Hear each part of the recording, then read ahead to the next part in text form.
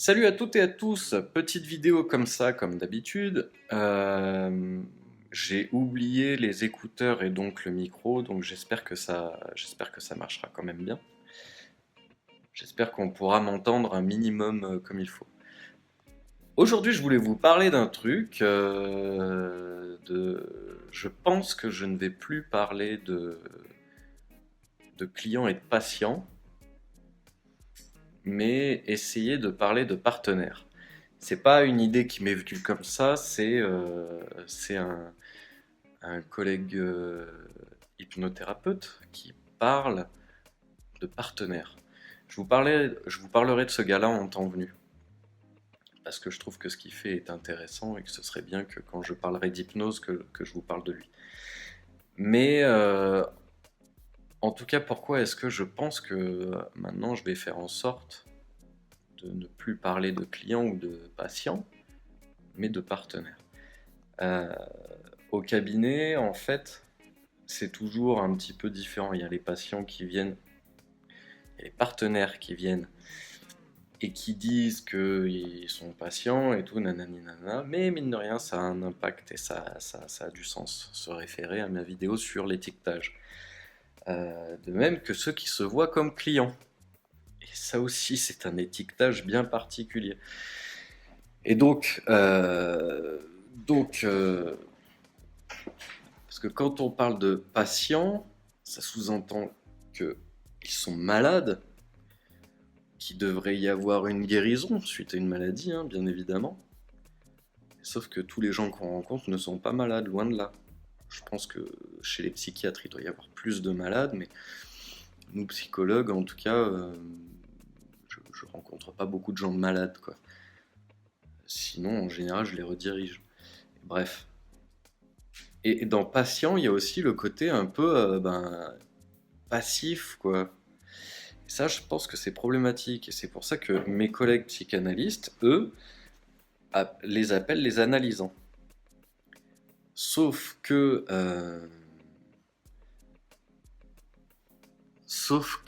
moi, dans mon expérience, n'analyse pas qui veut, quoi. Tous les gens que je reçois ne sont pas tout à fait capables d'analyse.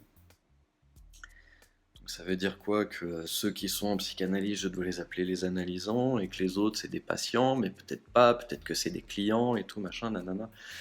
Et il y a, enfin voilà.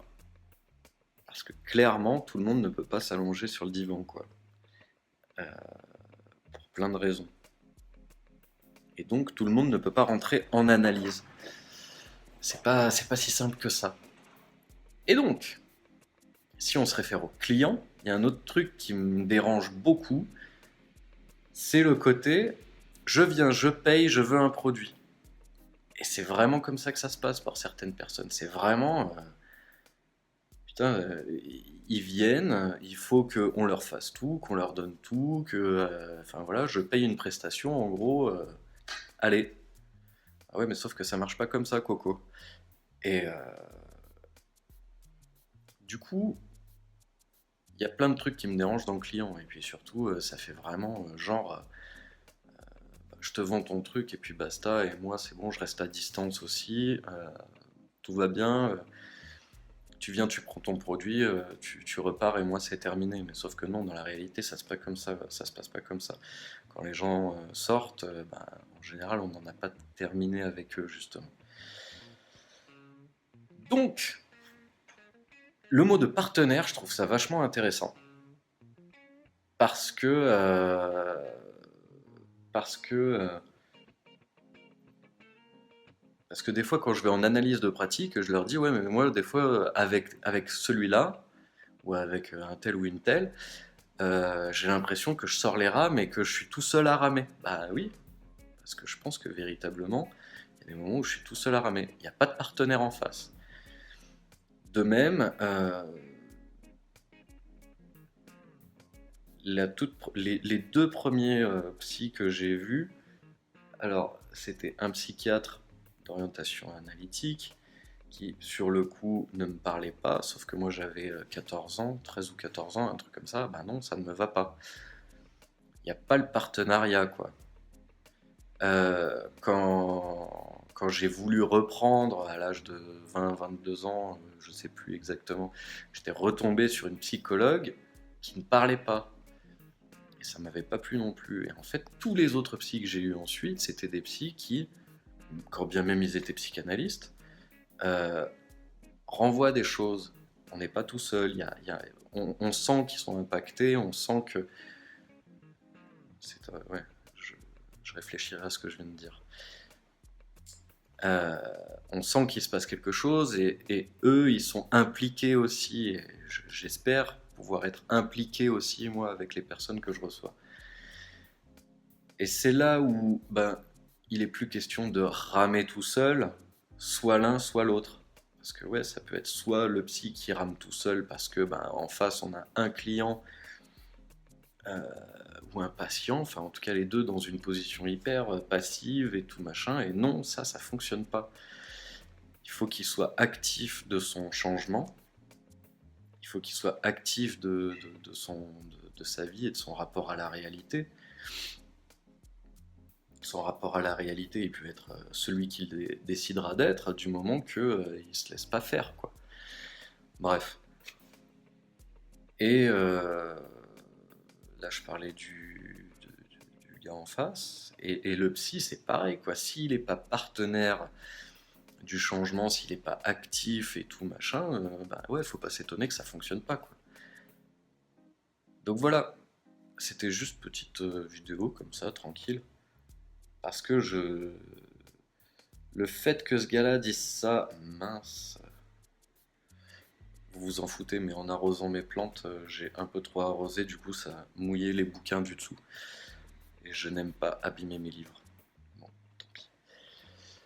Je trouve cette idée de partenaire vachement intéressante parce que du coup ça met bien le doigt sur ce que devrait être l'alliance thérapeutique. Il y a une confiance. Moi, ce que je dis souvent aux gens quand je les reçois la première fois, je leur dis il faut que vous me fassiez confiance, mais que je vous fasse confiance aussi. Si j'ai pas confiance en la personne que j'ai en face de moi, je sais pas jusqu'où est-ce que je peux l'amener.